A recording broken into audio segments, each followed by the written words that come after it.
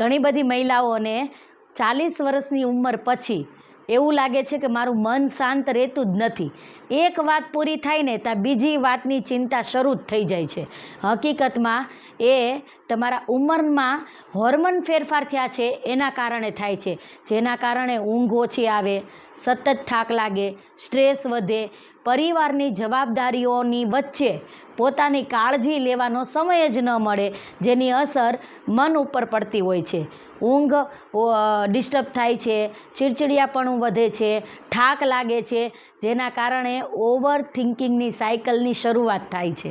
આવું થાય ત્યારે ગભરાવાની જરૂર નથી, પણ તમારી દિનચર્યામાં બદલાવ લાવવાની જરૂરિયાત છે. જેમ કે દરરોજના 20થી 30 મિનિટ વોકિંગ કરો, એક્સરસાઇઝ કરો.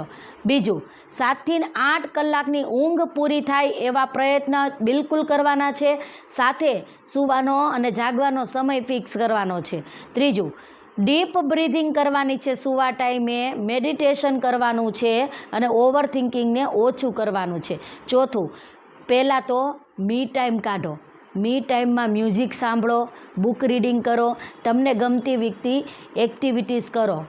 આ સમય તો દરેક મહિલાને આવવાનો છે, પણ યાદ રાખજો તેની તમારા શારીરિક ઉપર તો અસર થાય જ છે, શરીર ઉપર, પણ મન ઉપર પણ અસર થતી હોય છે.